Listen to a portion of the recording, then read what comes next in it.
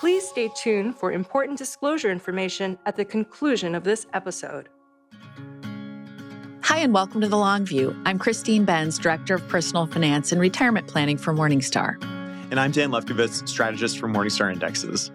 Today on the podcast, we're delighted to welcome back Jeremy Grantham. Jeremy is the long-term investment strategist at his namesake firm, Grantham, Mayo, Van Otterloo and Company, or GMO, which he co-founded in 1977. He serves on GMO's Asset Allocation Committee and Board of Directors. Prior to GMO, Jeremy was co-founder of Battery March Financial Management, and before that was an economist at Royal Dutch Shell. He earned his undergraduate degree from the University of Sheffield and his MBA from Harvard University. Jeremy is a member of the Academy of Arts and Sciences, holds a CBE from the UK, and is a recipient of the Carnegie Medal of Philanthropy. In 1997, he and his family started the Grantham Foundation for the Protection of the Environment, which supports research and action to address climate change. Jeremy, welcome back to The Long View. Pleasure to be here. Well, we're thrilled to have you back here. We wanted to start by talking about bubbles, and you are a student of bubbles. I was listening to an interview that you did where you talked about sort of your entry point into investing. You were looking for the places where your fellow business school grads were having the most fun, and you homed in on micro caps. I'm curious, is the inverse kind of a signal to you today when you're on the hunt for bubbles or on the lookout for bubbles? Do you look for those areas where people seem to be having the most fun and use that as sort of a signal that perhaps there's some froth there? Yeah, I think that's not a bad idea. Bubbles and enthusiasm, ecstasy, they're all kind of closely related. And I like to say, it's not an accident that the most euphoric periods in the market's history, all four of them really, 1929, 1972, tech bubble of 2000, the great financial crash, 2008, and you could add 2011, December. Those are the five euphoric points. And the first four, it's not an accident. They're all followed, not by the best economic times and the best market returns. They are followed by the four worst economic setbacks and the four worst periods of stock market return. What a strange coincidence. We all learned at business school that high PEs are meant to be reflecting the best possible future. And what we find is the highest four PEs, highest amount of euphoria, are precisely followed by the four worst economic outcomes. The Great Depression, the Great Recession of 73, 74, the worst since the Depression, the crash and the recession after the tech bubble burst, and the real moment of truth when the great financial crash occurred, when the whole financial system of the developed world teetered on the edge of total meltdown. So what a strange paradox that the market's predictive power is precisely, perfectly the opposite of what we were taught. Well, we obviously had a major downturn in 2022, but then 2023, the market bounced back, and the first half of 24 was quite exuberant as well. Obviously, a lot of enthusiasm about artificial intelligence. Do you see sort of two bubbles having formed, one that burst in 2022 and then reinflated, or is it all sort of part of the same bubble? No, this is unique. This is two fairly distinct events, one merging almost into the other. We had a classic bubble in every way, perfectly ordinary in context of the other four in 2021. And melting down the first half of 2022 was the worst market for stocks and bonds since 1939, the year after I was born. That's quite a long time. And then in November of that year, October or November, when they introduced chat, a handful of stocks that happened to be very large, that had a future that they could relate to AI took flight. The rest of the market drifted lower, as a matter of fact, for another 10 months. And all of the gain, plus a little, was in the hands of the Magnificent Seven, all of which had an AI story to tell.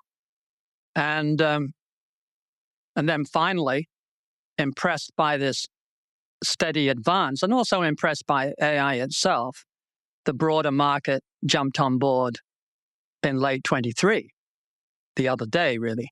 And we had a broader market advance. So this is unique, as if you came in 1932 with some magnificent new invention, some really cheap fusion or something.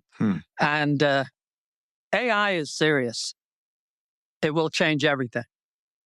And therefore, it's not surprising the market took it seriously.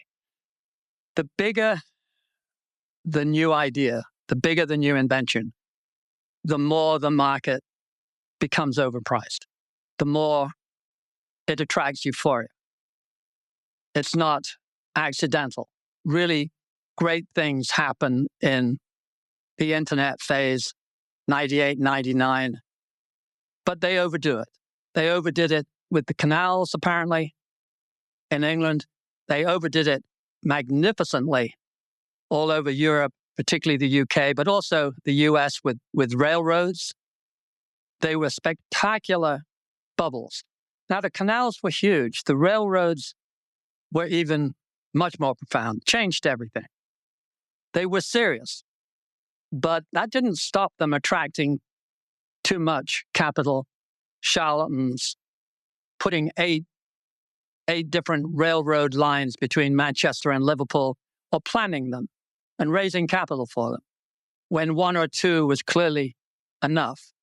And the result was a bubble that broke for canals and railroads, and then somewhat the same with automobiles and radio and so on in 1929.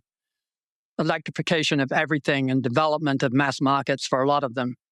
And then the internet. The internet was serious. We all use the internet. We can't live without our iPhones, and yet it was overdone. Everyone knows that Amazon went up multiple times in 99. I forget how many times, but several times. It was the star of 99, which was a great year to be a star. And then in the break, it went down 92%. Very few people realize that. Amazon, huge success, went down 92%. And then it rose from the wreckage, as did a handful of them, and inherited the earth. But how many, what fraction of those stars of 99 survived? I think 80% of the internet stocks just ceased to exist. Some were bought for scrap iron price, but basically they ceased. And a handful of super leaders emerged. So the fact that it's a real idea doesn't say that there won't be a crash. It's quite the reverse. The more important the idea, the more guaranteed almost it is historically that it will attract too much short-term attention. Then there will be a crash, and then the railroads will change the world, internet will change the world, AI will change the world. But it would be classic for it to be overdone. That's what the history book is shouting at us. And to have that come in the middle, if you will, in the middle of a genteel, old-fashioned bubble forming and breaking, is to create a very novel and complicated twist. But it happened. You know, that's what life is all about. Every now and then something really weird happens, and the guy catches the football on the back of his helmet. You know, I mean, they do happen. And this is it. So where do we go from here, I think, is back to the history books. When you have these great developments, they overdo themselves in the short term, they crash in the intermediate term, and then they come out of the wreckage and change the world in the long term. And that's what I expect will happen this time. So you referenced the late 90s period and that basket of internet stocks, many of which were pretty junky companies.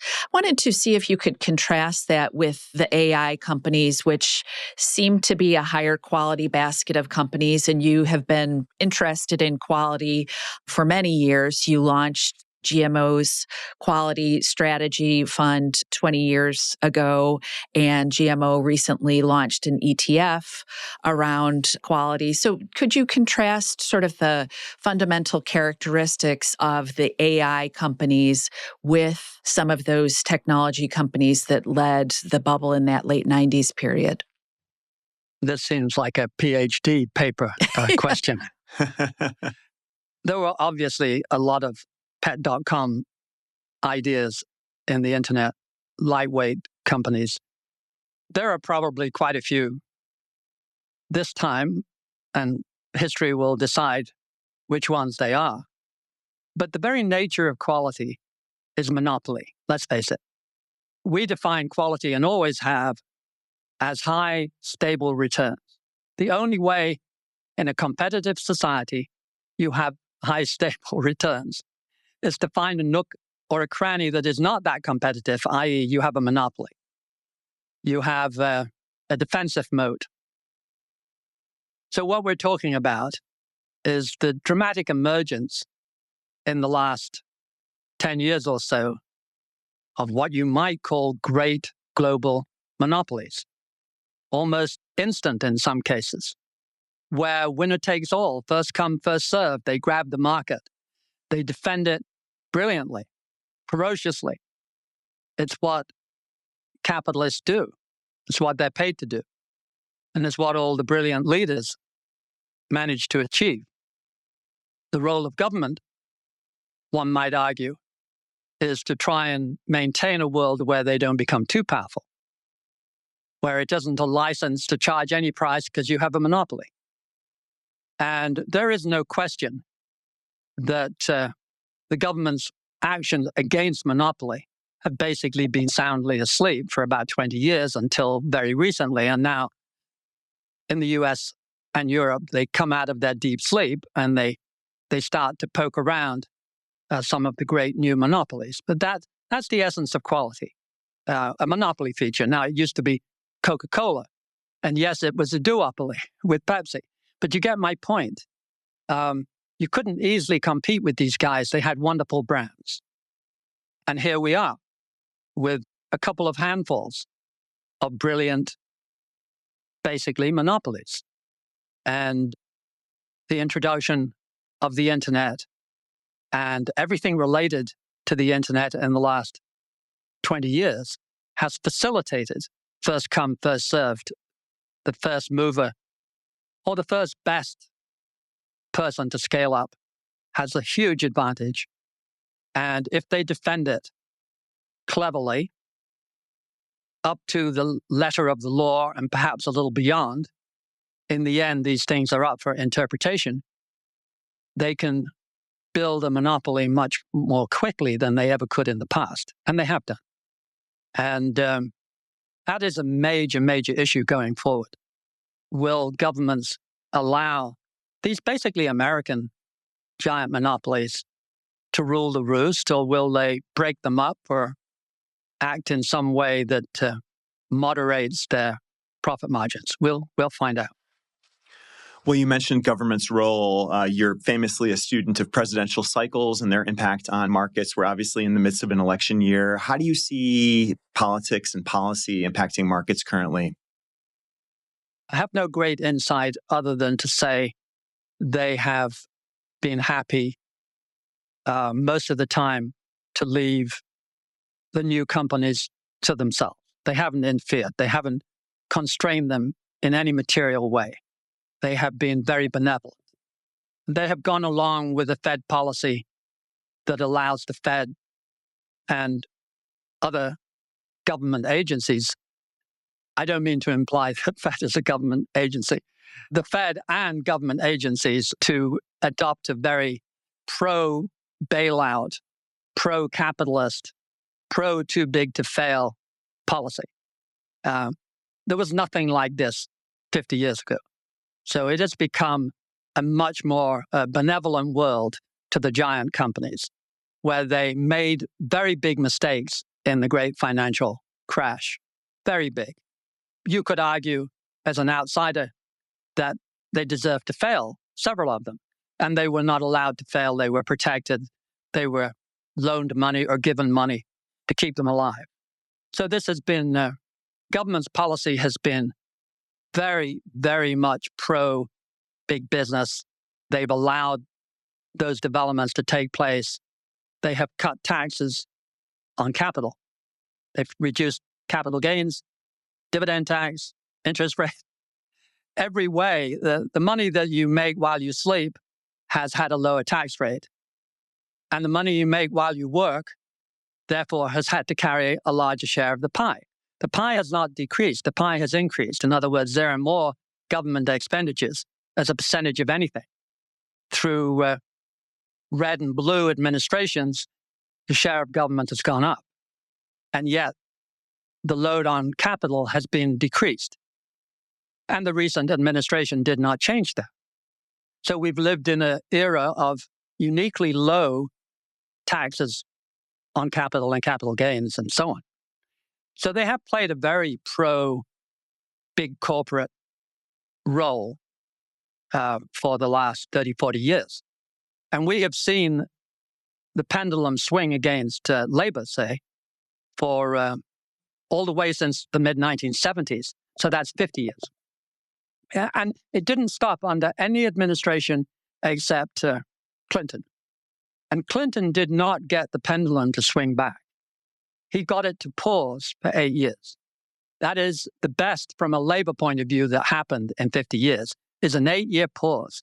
The other 42 years, it has actually continued to drift against labor.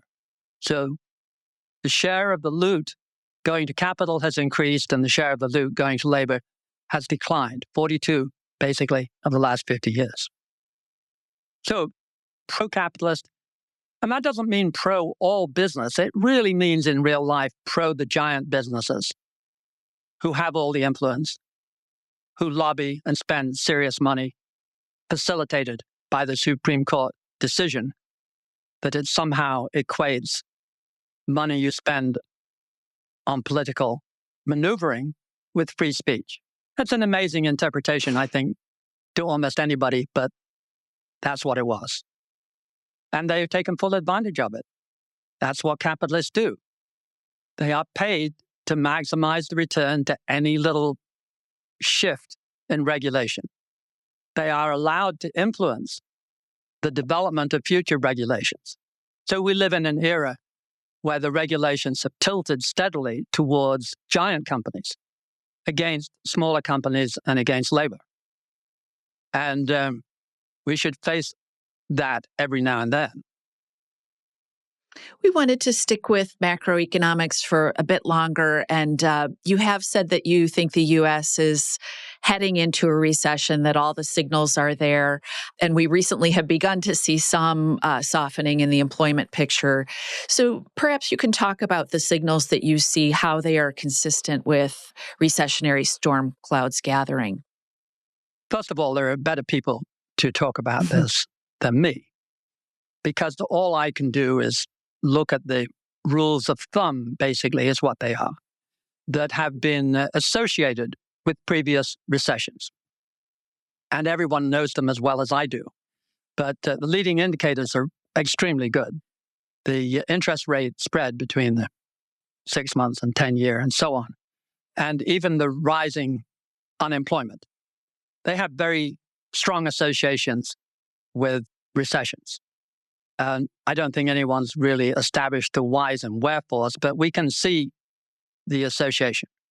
I have no great insight as to whether the reason that they're associated is cast iron or not, but I can see the relationships. Whenever they're lined up like this, you have a recession. Now, I do have mild and obvious insight, if that's not a contradiction, into why it's dragged on so long. And that's the $3 trillion extra from the amazing COVID stimulus program. And what we found is the $3 trillion didn't disappear very quickly.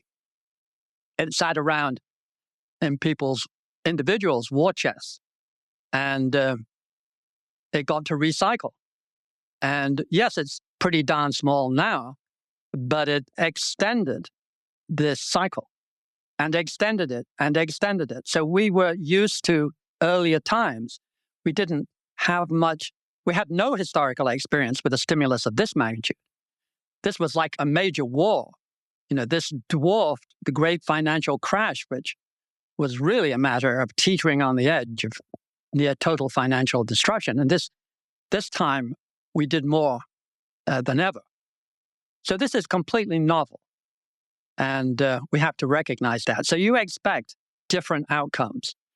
And the ability to extend a cycle by a year or two, I don't think looking backwards should be seen as that amazing. We can see why it would extend with extra cash. And it did. When you last joined us in 2022 on the podcast, you talked about the U.S. housing market as overpriced and vulnerable to economic weakness. Somehow the housing market has remained pretty resilient, even amidst higher borrowing costs. Why do you think that is? It is a major surprise to me. The housing market, in a way, on a global basis, has been somewhat similar, except in China, which is important, by the way. The Chinese real estate market plays a very big role, one way or the other, in global economics, a very, very big role in local Chinese economics. And China, of course, has become a major player, a major cog in the global economic system. But in America, some regions were pretty good, some were not so strong. It's been an odd market. And if you think about the nature of a mortgage, you can get some idea. You've seen mortgages fall to almost ludicrous low levels of 3% and below. And you've sensibly, let's say, locked one in at 2.8, and now back, they want 6%. How enthusiastic are you going to be putting your house on the market the way you had intended a year earlier? And the answer to that one is pretty obvious, not enthusiastic at all. And so you freeze the market. And the best proof that that is a major component is the actual house turnover rate, which dropped like a stone and stayed dropped. And the turnover in the UK, Canada, Australia, it's a uniform feature of this era. So when you change the rate that profoundly, people feel, well, I've got this great asset. I've got this 30-year mortgage, or even in the UK, a much shorter-term mortgage. It's still financially significant. So people hold on to see what will happen. And everyone tells them the rates will come down in the not-too-distant future. And so they stop moving. They change their plans, or they rent their house, et cetera, et cetera. And you create cross currents in that are not typical. And that's what we've seen. It's not so much a strong market as a weird market. Very local, very odd, sometimes dips, sometimes recovers. And generally speaking, fairly bamboozling from my point of view. Because in the end, if you lower the rate for 50 years, you lower the real interest rate structure, you're going to increase the value of almost all capital. Farms go from a 6% yield to 3%. Forests do the same. The stock market does the same. Instead of yielding 5%, which it did for 80, 90 years, it yields much less.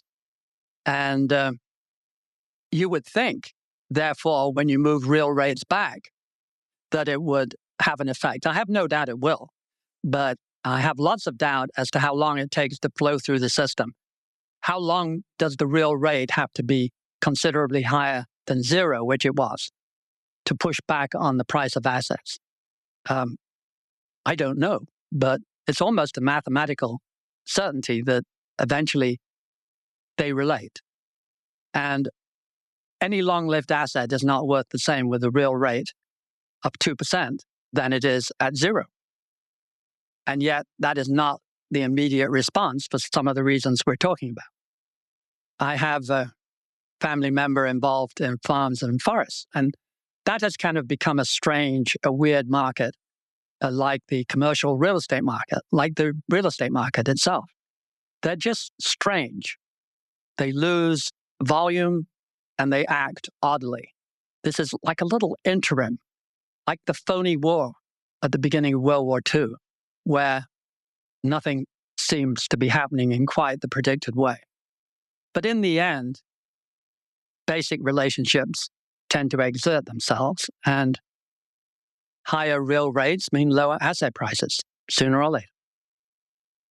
So switching back to the equity market, U.S. equity returns have been so concentrated, as we talked about, in a handful of largely technology names.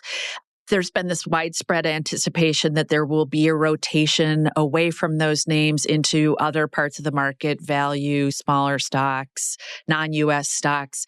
Can you talk about that, whether you think that there will be some rotation and whether you have a thought on what would be the catalyst for it? I have no particular insight, step one. Step two, however, a catalyst would be if global governments move against monopolies and it becomes more politically acceptable and the pendulum begins to swing back towards more consideration for labor and the ordinary worker.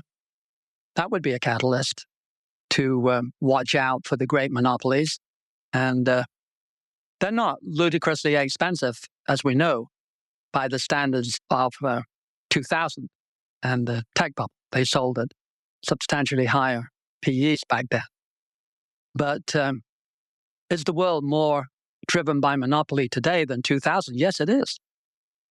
And if you don't act against that, you're likely to see huge earnings. And when you get to be that big, it is hard to sustain the 70 PEs of the tech bubble.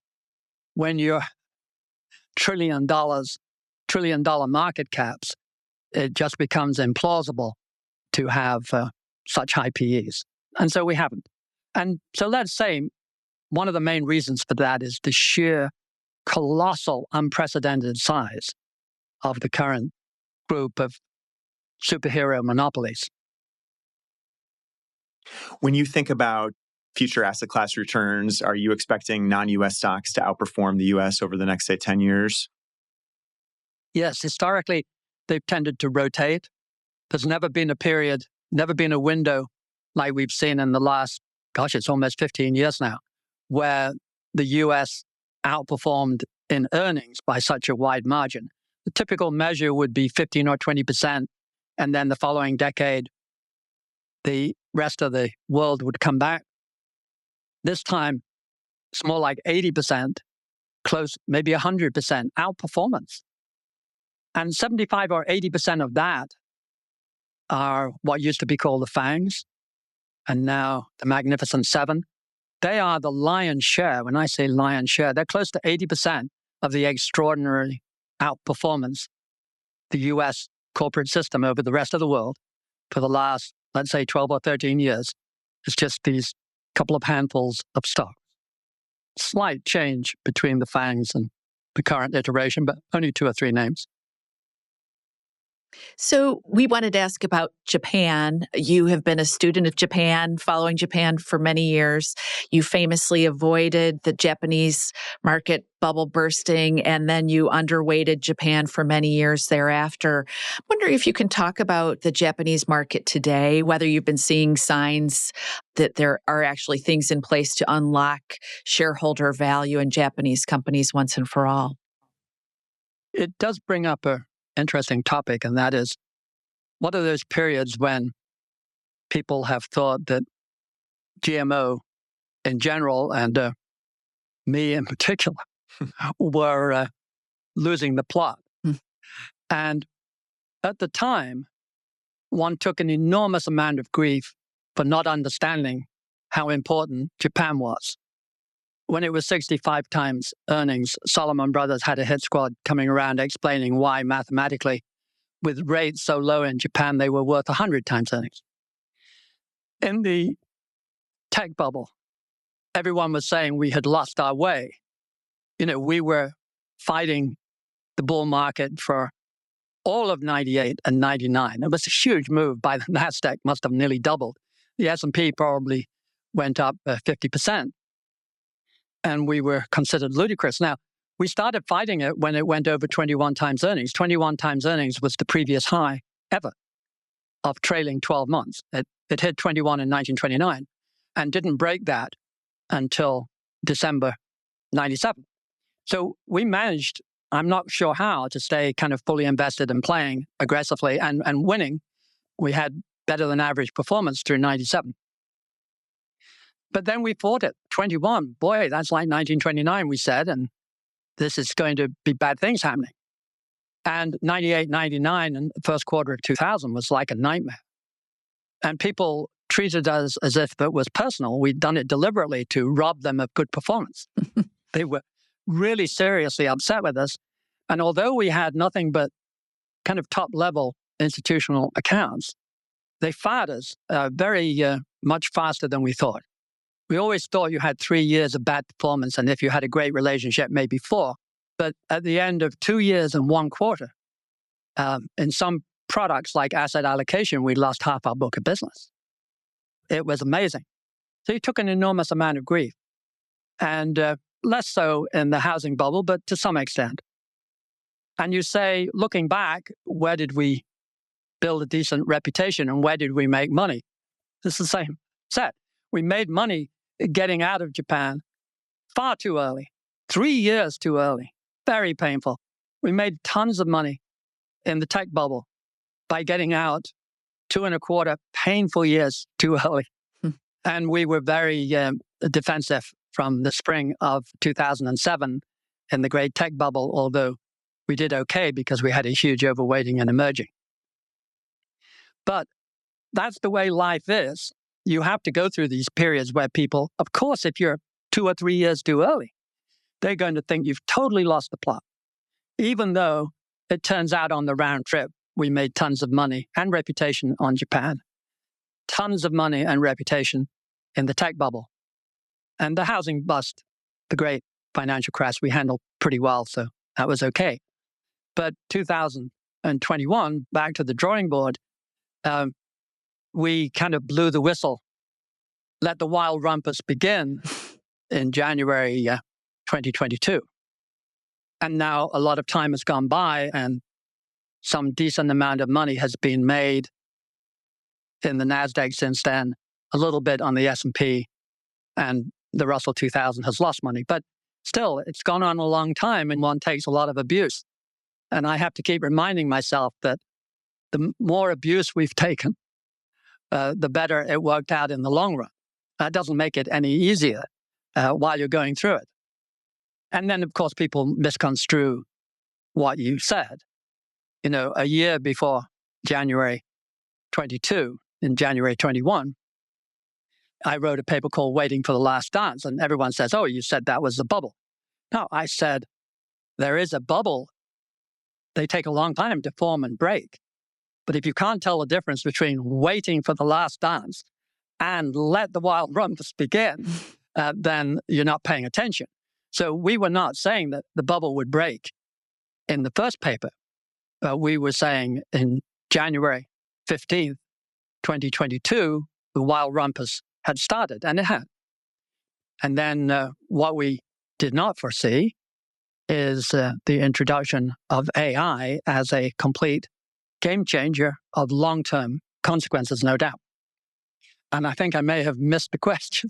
Well, the question was Japan today, whether you feel like this is the beginning of some structural, fundamental change in companies, that there may actually be an opportunity to unlock shareholder value that we hadn't seen for some years. Yeah, of course. And since Japan was our defining first great bubble, and the mother and father of all bubbles, really, much bigger and better than any of ours, made me focus on that issue. But Japan now, 50 years later, no, not even 40 years later, but a long time, 36 years later, is an ordinary priced country market. That's how long it took. It's pretty healthy. It's reasonably cheap compared to the rest of the world. They seem to be pecking away at all those problems that we used to talk about that the Japanese version of capitalism was a little weird compared to the rest of the world. It's now more similar, and they seem to be pretty good at their business, and they have some pretty good companies, and they're very good at handling general social problems, in my opinion. And therefore, it's more attractive than the typical country. And yes, I would avoid the US. This is a very much US-based event. And why would it not be? Because it's based on dramatic, unprecedented outperformance of US earnings. People don't say, oh, it's historically tended to cycle, therefore you should meet this with a lower PE. They say, oh boy, are we kicking ass? And you have an unprecedented high premium PE. And that's the same, incidentally, with the growth sector, say, or even individual companies. If you have outrageously good earnings, they will be multiplied by an outrageously good PE. You have a whole market that does that, it will be multiplied by an outrageously high PE. That's classic double counting. And then when it goes down, like 1974, you have 6.8 times earnings. And what are the earnings? Totally crushed. So 6.8 times super world record low earnings. It is classic double counting. So you're selling at about a quarter of book value back in 1974. And conversely, at the top, 1929, peak profits times peak PE, 2000, peak new record profit margins times new record 35 times earnings on a trailing basis, blew through the previous high. And that's how we do it. We double count. And if you'll allow me to digress, the market does not make any attempt at predicting the future. The market is a coincident indicator of what makes money managers feel comfortable today. They love high profit margins, even though they mean revert. They hate inflation, even though it mean reverts. And that's the way it is. If you give me a market with high profit margins and low inflation in history, I will give you a high PE. And that's the way it's worked. This beautiful correlation between 0.8 and 0.9, the little model that Ben Inker and I put together at GMO over 20 years ago now.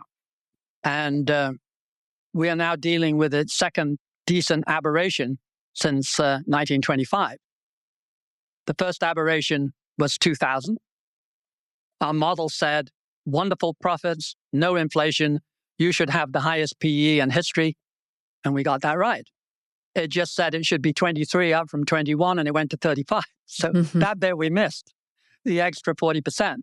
But this time, the diversion started in mid-21, when inflation suddenly popped up.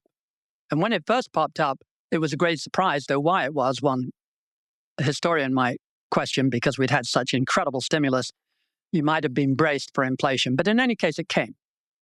And for the first time in history, the PE didn't crash. You had unexpected rise in inflation, and the market continued to rise uninterruptedly to new highs. Unprecedented faith that the Fed would make it temporary. And maybe, with hindsight, today, you can say reasonably justified. But in any case, that was not the historical pattern. And that's a historical pattern of 90 years. That's not bad. And you broke it. And the market continued to rise. And now our model calls for perfectly reasonable PE on trailing, or Shiller PE, trailing 10 years of earnings, of about 17 times. I think the long-term average is 15 or 16, and the actual is 32. So this is fairly spectacularly above the typical relationship on these major variables. So that's yet another way in which this current market is atypical. Well, we wanted to switch gears and talk a little bit about the environment. You spend a lot of time thinking about climate and environmental issues more broadly. Renewables have clearly made a lot of strides, electric vehicles, and yet carbon emissions remain stubbornly high. Curious, as a climate solutions investor, what you're excited about these days. Well, what I consider important is the ability of senior people to miss the point. Climate change is like some giant python. it's got us gripped and it isn't squeezing that tight yet. But each year it's getting a little tighter.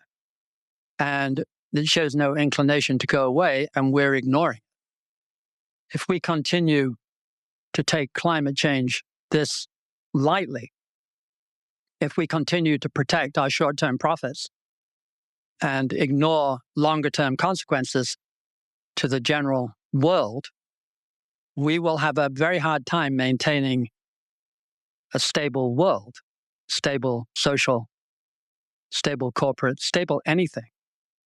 And I would say, to me, on a global basis, it looks like we're quite a handful of years into a destabilizing mode. And the climate change has a lot to do with it. If you look at a hit list of the billion-dollar weather-related, climate-related penalties, fires, floods, droughts, adjusted for inflation, they're very low on the left of the exhibit, and they rise dramatically multiple times until last year, this year. World record numbers. Somewhere in the world, there are billion-dollar climate-related accidents, events occurring all the time. So that's step one, the reality of it. But these are all loaded later in time. As we approach a level where you can't go out and farm on the Indian subcontinent, a couple degrees warmer than this, a bit more humidity, and humidity increases in a mathematically certain way with temperature. The hotter air carries more humidity. Humidity causes more heavy downpours, more dangerous floods. And I think that is the most reliable thing we've seen for the last 5 years, is a dramatic, how could you miss it, increase in heavy, expensive, dangerous flooding. And then close behind it, dangerous droughts. And the droughts are not because of less rain. The droughts because our temperatures are so high that they're taking the moisture out of the soil and the forest so dramatically that you have trouble getting a decent crop. And then, of course, fires. With the moisture lacking, any accident will start a forest fire, and that is truly, obviously, dramatically increasing. So you live in a big forest in the West, you have to be worried. If you live in a low-lying piece of land, too, then water level rising already by quite a handful of inches. And down the east coast of America, there are many important cities that are certainly going to have their time cut out building seawalls and protecting. In the case of southern Florida, most of it is indefensible. We are guaranteed to have water level rises that will make it impossible to live on the water's edge. And right up until the other day, you could get insurance. Now you can't. And right up until the other day, you had generous increase in housing being developed in these critical, dangerous zones. And even more implausibly, in a way, the prices were rising faster than anywhere else. Now, for a couple of years, the prices have been rising faster elsewhere. And people are beginning to get the point that insurance is going to be only accessible through state subsidies, i.e., load the burden onto the general taxpayer for you having been nitwitted enough to build and live in a house in a flood zone. And half of Florida is in the flood zone, but almost all of Miami is. And so we've seen these amazing increases, obvious. And every scientist in the climate business was defining this 30, 40 years ago. These were all inevitable. And yet we acted as if it was never going to flood in Miami, etc., as if it was never going to catch fire in the forests of California. And the insurance companies were very slow on the uptake. Not now, but they were very slow to get the obvious point. So everything is changing. And these are very destabilizing forces. And the biggest one waiting in the wings is food and farming. At this rate, it is more than just probable. It is highly probable that in the Indian subcontinent, they will not be able to farm as they currently do with hours out in the hot sun. 3 hours of 100 degrees with humidity and your internal organs begin to fail and you start to die. And if you look at the number of deaths attributed to heat, they're very small today, but they are rising very rapidly, 15, 20% the last 2 or 3 years. And these things are not gentle. They're going to explode one day. And we're going to realize what a high price we pay, particularly in farming. You're simply not going to be able to grow food on the Indian subcontinent in a way that can feed your 2 billion people. You've made the point that China has made some great strides on the climate front, yet it's not received much attention. I'm wondering if you can talk about that and also talk about potential takeaways for the U.S. What can we learn from some of the things that China's done? Yeah. Obviously, China has a very different system that gives them certain cards they can play and certain cards they can't play. But when it comes to the commons, capitalism doesn't do tragedies of the commons. If you're allowed to pollute the air, you do. You're not going to spend more than a penny or two to reduce your CO2 or your methane output if you don't have to, because they believe, the executives, that they're then vulnerable to a suit from their stockholders, that they're not doing their job. So we only follow the law of the land. The law of the land lets us get away with polluting water and polluting the air. We do. And in China, they can finally say, don't do this or we'll put you in jail. And it concentrates the mind wonderfully, and things happen very fast. The cliche, and politics, it's kind of a rolling cliche, isn't it? Some idea gets accepted, and the moment, China's the villain, and therefore China can do no right, and why should we worry about climate change because China does this, that, and the other? Point number one is no country, and notably the US, has ever given up any growth voluntarily in order to improve the climate or to protect a local butterfly or anything, ever. You only do what legislation tells you you have to do, or they'll fine you or slap you in jail. And China has the luxury of many scientifically sophisticated leaders. Sometimes their central committee is dripping with PhDs. Almost no one in Congress fits that description. So they can at least appreciate and understand the problem. And China is right in the line of fire of so many of these things. It is not a marginal player. It is really going to suffer from climate change more than most people. It was super polluted. Now it's just heavily polluted, but they're improving very rapidly. Anyway, they recognize that pollution and smog and deaths and so on was a political issue which they don't like. And so they started to move against it. And the speed with which they are gobbling up the green industry is quite remarkable and has been very obvious to anyone who looked at it. But last year, they installed 75% of the wind that we have ever installed in 60 years, added together. In 1 year, they did 75% of all the US wind power. But in solar, it's better because they did measurably more last year than we have ever done collectively over the years in the US. I mean, just think about that. That is amazing, isn't it? This is perhaps the most obvious long-term, intermediate-term problem, and they're able to do in 1 year what we've taken 20 years in solar and 40, 50 years in wind.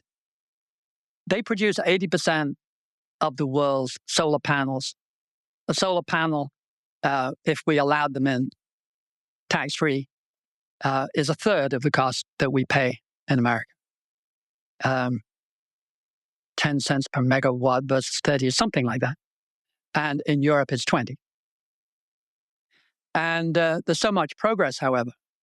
Solar panels have come down so rapidly in price that now the cost of installation and the cost of administration, bureaucracy, are much bigger. Each of those two are bigger now than the cost of the solar panel. And China produces 90% of the material, specialized silicon, that makes solar panels.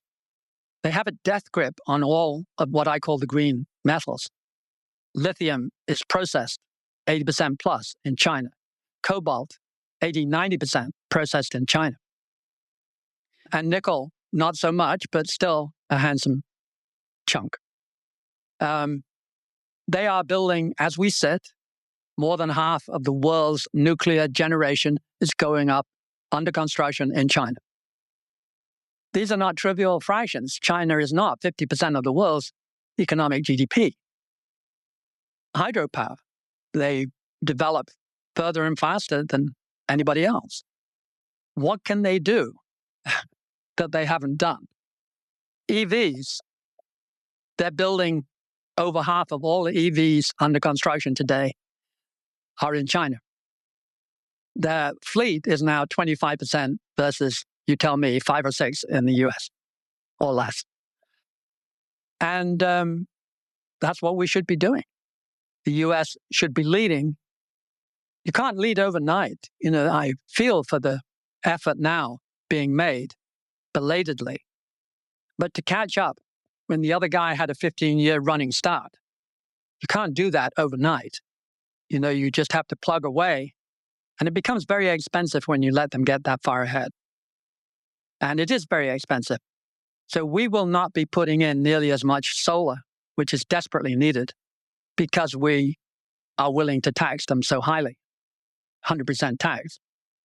And I get the point why you would want to tax them.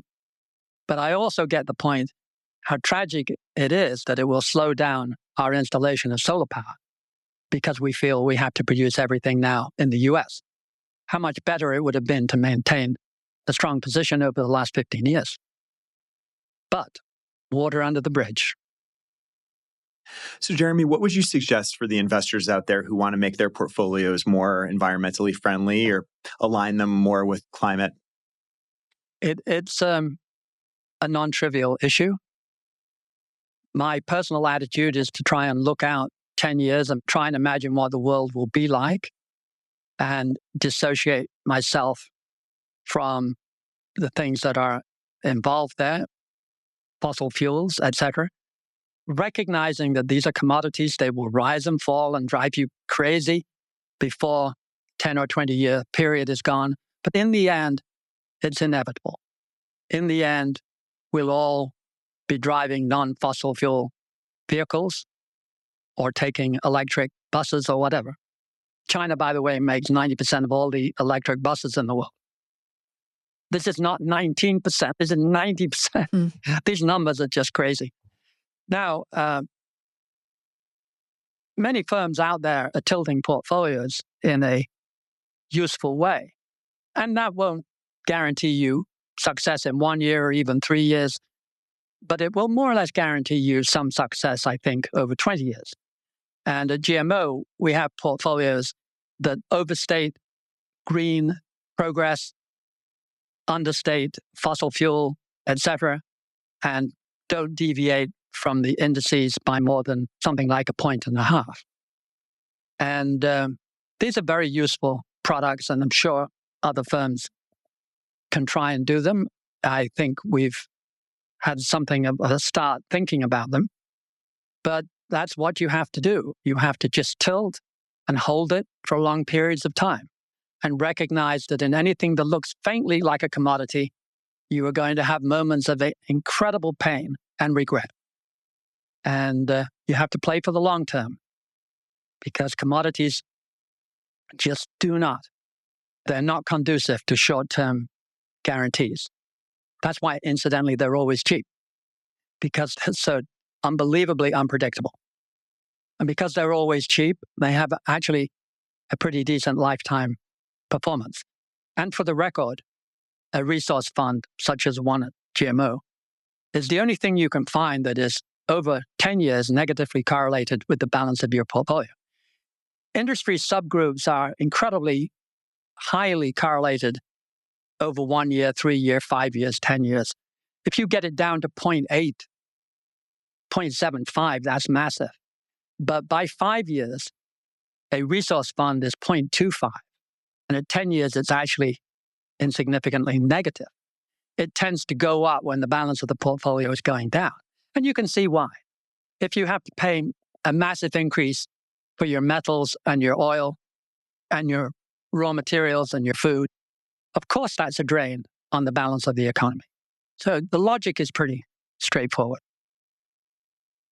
For our last question, you are widely regarded as a pessimist, and certainly people listening, I think, may come away with a sense of pessimism, certainly about the AI stocks and the trends in climate. But I'm wondering if you view that as a fair characterization that you're a pessimist. And I'd also like to hear what you're most optimistic about today. Okay. First of all, in terms of pessimism, in a sense, you ain't heard nothing yet, because in my opinion, there's not just one python squeezing us, there's two. The other is toxicity. Mm.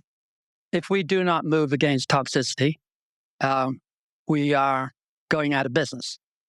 And to give you the most shocking single number, our sperm count, which is the best indicator of general health, is down to a third of what it was in 1950. 1950 was not a healthy place to be. Hunter-gatherers in a few thousand years earlier would have been much healthier still. And it's falling at an accelerating rate. And the kind of great epidemiologists who study this, one of them said, quote, "It's as if we mean to go out of business." Mm. The drop since 2000 is over 2.5% a year from where we were. And the drop in the 20th century was closer to 1.5%. So and no one gives a rat's tail. I gave a talk to the Boston financial analysts and the New York financial analysts, not together, at different times. And they didn't care. I said to them, okay, so 50% decline in 50 years leaves you totally untouched. How about 100% decline in 100 years? Would that do it? I mean, we're sitting around looking at data that suggests we should be, not just in climate, but toxicity, treating this like an encroaching serious war. Again, a second war. And we're just ignoring it. It's moving faster than climate change, and it's in its way more personal, more dangerous. And we wrote 7 years ago that we would not be enthusiastic about buying chemical companies. And 2 months later, and I gave a talk at Morningstar on this very topic. And 2 months later, the suit came out, was found against Bayer Monsanto for Roundup. And Bayer today is worth less than Monsanto was worth the day they bought it. And it turns out that the entire chemical industry has seriously underperformed since the time that the study on sperm count was published a year before that. Seriously underperformed, by the way. You can hardly find a winner. And I think the suits against most of these companies will be outstanding and much more dangerous even than fossil fuel companies, because cancer and personal damage is simply means more to most people than CO2 and long-term effects on the climate, don't you think? And we have the case, for example, of Triple M, DuPont, and PFAS. PFAS are a group of several thousand chemicals that are not destroyed by nature, ever. And they're bad for your endocrine disruption. They lower your probability of having successful birth. And they're bad for cancer. And the cancer part was known decades ago. It's in the archives. It's in the files. DuPont being open with Triple M, its customer, about what the problems with PFAS and cancer were. And Triple M went on and created masses of products dripping in PFAS. And we are all impregnated with PFAS. It's in our brain. It's in the rain. It's everywhere. And the same with plastics. Right? The great fallback for the fossil fuel industry. Plastics are ruining the environment, which gives us trillions of dollars of advantage, a healthy environment. But it's also ruining us. It's in our brains. It's in our arteries. There was a wonderful Italian report in peer-reviewed serious journal like Science and it looked at your ability to recover from a serious heart operation, depending on how much microplastics you had in your arteries, and your death rate was 3 times higher if you were in the worst quartile by particulate matter or microplastics. Massive. Anyway, just to make the point, toxicity did not enter our conversation, should be treated very seriously. I would not own chemical companies, period, if I had that flexibility. And you will remember, I hope, a report by GMO where we took out every industry group in the S&P of the 11 major groups. We went through and we looked over 100 years what the return was of the remaining 10. And you could not see the difference. They were all a couple of basis points here and there. Take out the oil, didn't matter. Take out chemicals, it doesn't matter. Materials, actually. Take out anything. It turns out that one thing the market can do pretty well is price growth stocks, tech stocks, banking stocks, or finance stocks can do it pretty well. So if you jump around, that can ruin your investment performance. But if you take out a group and leave it out, it probably will cost you nothing, just as likely to make you money as lose you money. Unless, of course, as in the case of chemicals or fossil fuels, you have an inevitable economic logic behind getting the hell out, is that it will be replaced. And the world will not settle back and allow itself to be poisoned. Because unlike climate change, toxicity is local. If Denmark or the EU behaves well, they have banned 1,200 cosmetic chemicals. We have banned less than a dozen. If they behave well, their life expectancy, their health, the health costs of the industry will simply expand. 20 years ago, Sweden had 2 years of extra life, and now they have about 6. When that becomes 10 or 12, presumably there's some boundary where we refuse to take it anymore. So I expect that we will respond. I also expect that China will get the point momentarily. In the next 5 years, I think it's highly likely.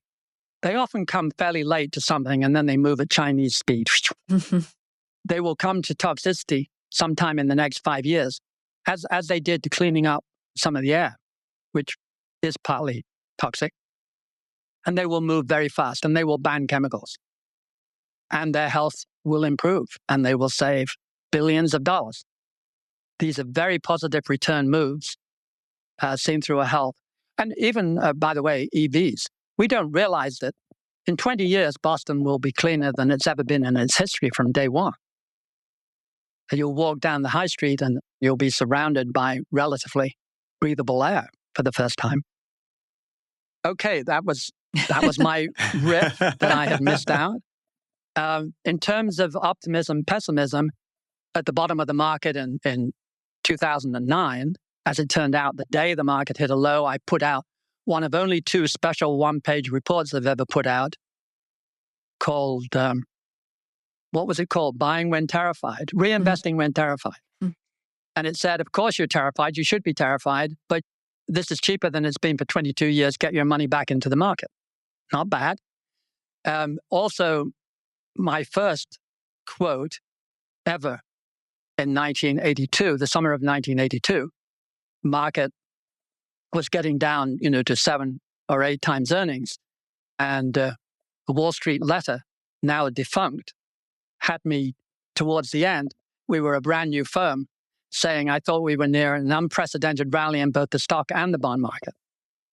And frankly, the turn in 1982 and the turn in 2009 are the only 2 market bottoms that really count. So I did get them. Secondly, or thirdly, I view this not as pessimism or even as contrarianism. I'm a natural contrarian. I believe 2 or 3% of general public can't stop themselves. So I'm attracted to market lows when everyone's pessimistic. I'm attracted to market highs. And let's face it, the 21st century has been one giant market high, basically. With that little dash in 2009, that little sprint to reasonable pricing. And that was it. The rest of the time, do you know we've averaged 60% higher PE in the 21st century than the 20th century? and 30% larger share of profits of the total GDP pie. So it was a very different world we've lived in with very much higher prices. And I'm not sure how that will work out. But the bedrock is facts. Look at the facts, look at history, and make the most sensible relationship you can, knowing that the timing will be irritating and that your big successes, Japan, the tech bust, etc., will be the times when you take the greatest grief. The world is incredibly impatient and incredibly upset when it misses the great bubbles, misses even a piece of the great bubbles. We used to think it was very dangerous to underperform in a bear market. Nah, not at all. Underperform in a bear market, everyone's catatonic. They lose the ability to think until the market has bottomed out, and then they start to scratch their heads and think who they'll fire. But in a giant bubble, they're playing golf with their buddy who's 40% ahead of them, and Jesus, it drives them crazy. And they fire you on the run with great enthusiasm and talk to you as if, as I said before, as if it was deliberate. You're trying to hurt them personally. So the great bubbles are the most dangerous things to fight. And if you're sensible, and most investment firms and most advisors are, keep your head down and never fight a bubble. It's not good for business. It is much easier to run off the cliff with everybody else, as Keynes pointed out in 1936. Just be the same as everybody else in policy and be a little quicker and slicker on the draw. Make a little bit more money, get in a little bit quicker, get out maybe a day or two earlier, and that's all you have to do. Once you start to try and do something seriously different, you will sooner or later be wrong. And he said, quote, "You will not receive much mercy." And that's how it works. Always be a bull is a great long-term policy for an advisor.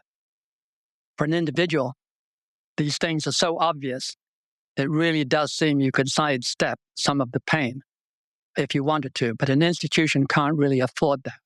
They have to be seen as playing the game. They have to be seen as keeping dancing while the music is playing.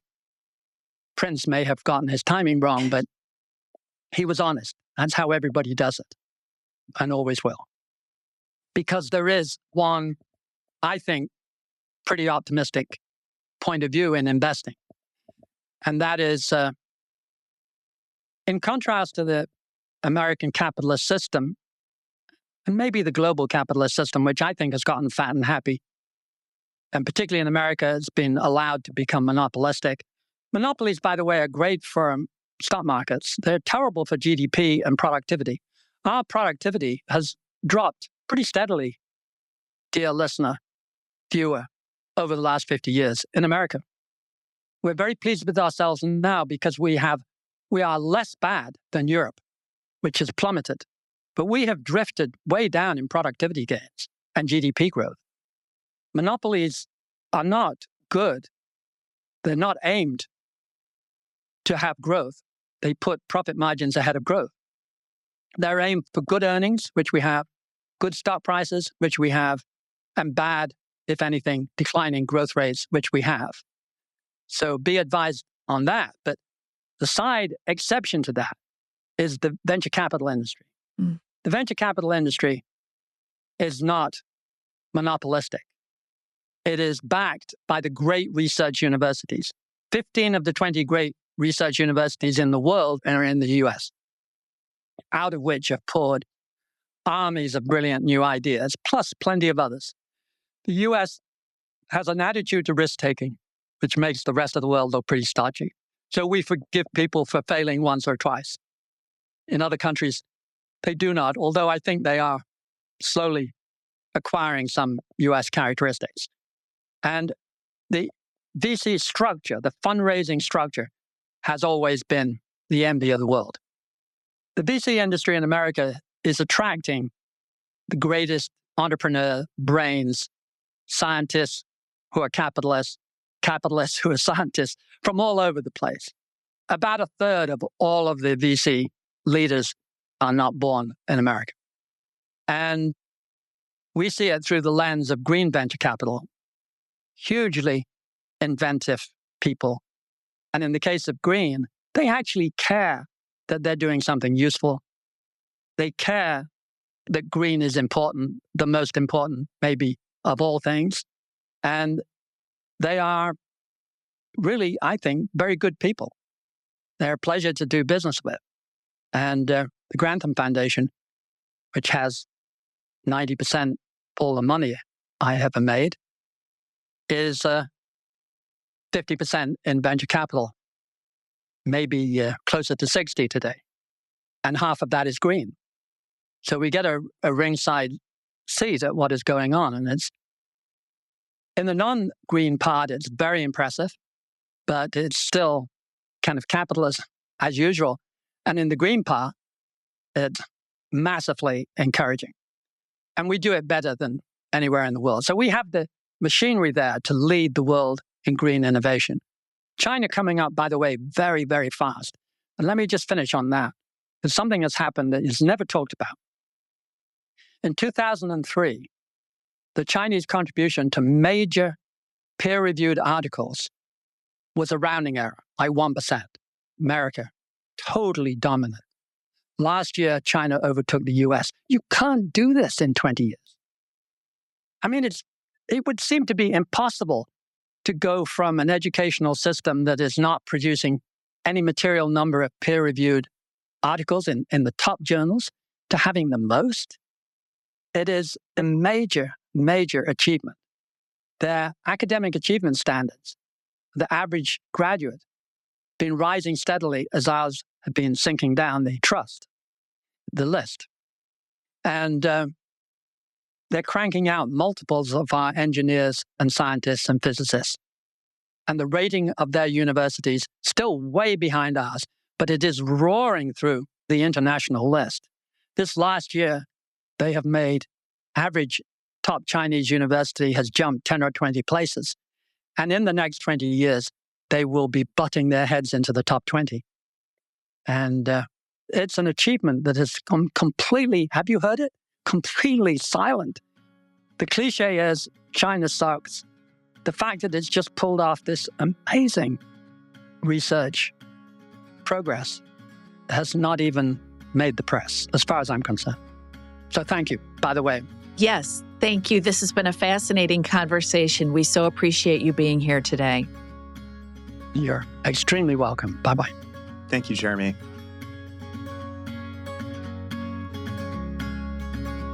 Thank you for joining us on The Long View. If you could, please take a moment to subscribe to and rate the podcast on Apple, Spotify, or wherever you get your podcasts. You can follow me on social media at Christine_Benz on X or at Christine Benz on LinkedIn. And at Dan Lefkowitz on George LinkedIn. Cassidy is our engineer for the podcast, and Carrie Gretchick produces the show notes each week. Finally, we'd love to get your feedback. If you have a comment or a guest idea, please email us at thelongview@morningstar.com. Until next time, thanks for joining us. This recording is for informational purposes only and should not be considered investment advice.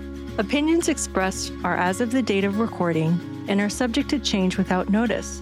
The views and opinions of guests on this program are not necessarily those of Morningstar, Inc. and its affiliates, which together we refer to as Morningstar. Morningstar is not affiliated with guests or their business affiliates unless otherwise stated.